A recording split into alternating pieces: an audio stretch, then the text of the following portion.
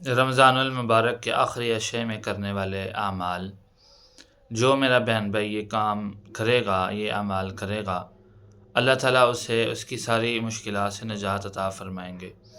اگر وہ مشکلات رشتوں کے متعلق ہیں، رشتوں کی بندش ہے، تو وہ حل فرمائیں گے۔ اگر وہ کاروباری بندش ہے یا کاروباری مسائل ہیں تو اللہ تعالیٰ وہ کاروباری مسائل ختم فرمائیں گے۔ اگر وہ کسی بیماری کے متعلق یا لا علاج بیماریاں جو آج کل ہیں وہ اس کے متعلق ہو، اللہ تعالیٰ ان کو اس سے نجات عطا فرمائیں گے۔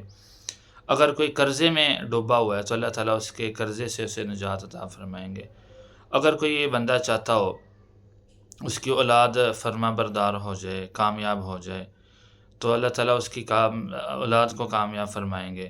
وہ بندہ اگر یہ چاہتا ہو کہ دنیا کے اندر لوگوں کے اندر محبوب ہو جائے، اللہ تعالیٰ اسے قبولیت عطا فرمائیں گے، اللہ تعالیٰ اسے دین کا کام لیں گے۔ اگر کوئی یہ بندہ چاہتا ہو کہ اسے اللہ تعالیٰ کی معرفت ملے، اللہ تعالیٰ اسے اپنے قریب کریں گے، معرفت دیں گے۔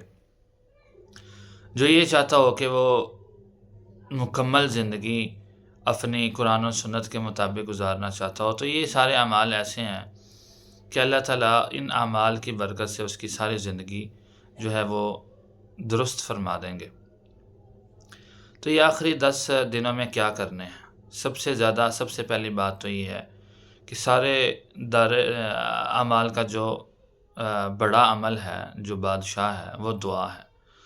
تو یہ ذکر و اذکار ہم آپ کو بتائیں گے، اس کے بعد دعا ضرور کرنی ہے، دعائیں کریں، انشاءاللہ اس سے دعائیں بھی قبول ہوں گی۔ تو 21ویں روزے سے آپ شروع کریں۔ سب سے پہلے سبحان اللہ و بحمدہ سبحان اللہ العظیم سب سے زیادہ یہ پڑھیں، اللہ تعالیٰ کی حمد و ثنا کریں۔ اس سے انشاءاللہ آپ کی رزق جو ہے اس کی بندش اور دوسری جو ہے بندشیں وہ ختم ہو جائیں گی۔ 22ویں روزے کو زیادہ سے زیادہ لا الہ الا اللہ محمد رسول اللہ پڑھیں، زیادہ سے زیادہ۔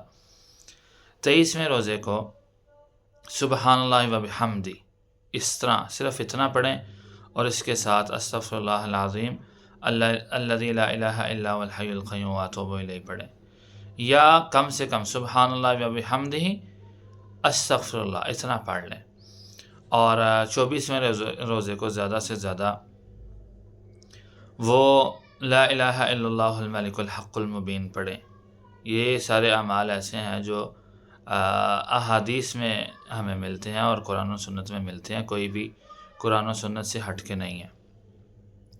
25ویں روزے کو زیادہ سے زیادہ آپ اللہم انی اسألک العفو والعافیۃ فی الدنیا والآخرہ پڑھیں، اور 26ویں روزے کو زیادہ سے زیادہ درود شریف پڑھیں، نماز والا درود شریف پڑھ لیں تو یہ زیادہ بہتر ہے، ورنہ آپ اللہم صلی علی سیدنا و مولانا محمد اتنا بھی پڑھ سکتے ہیں۔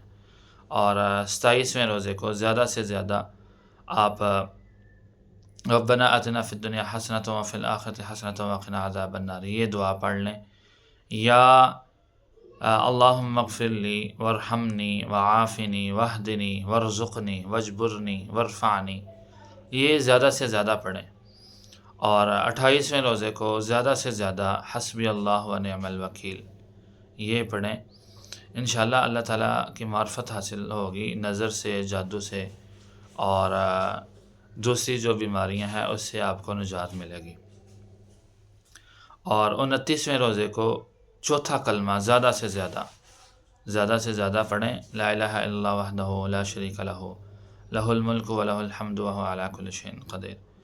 اور آخری روزہ جو 30واں روزہ ہوگا اس کے اندر اللہ تعالیٰ کی زیادہ سے زیادہ حمد و ثنا کریں۔ تیسرا کلمہ اس کے اندر حمد و ثنا بھی آتی ہے، شکر بھی آتا ہے، اور تکبیرات بھی آتی ہیں۔ سبحان اللہ والحمد للہ ولا الہ الا اللہ واللہ اکبر ولا حول ولا قوة الا باللہ العلی العظیم یہ زیادہ سے زیادہ پڑھیں۔ انشاءاللہ اس سارے عمل کے اندر آپ کی زندگی کی ساری مشکلات یا جو مسائل ہیں ان سب کا حل ہے۔ تو زیادہ سے زیادہ ویڈیو کو شیئر کریں تاکہ فائدہ عام ہو جائے۔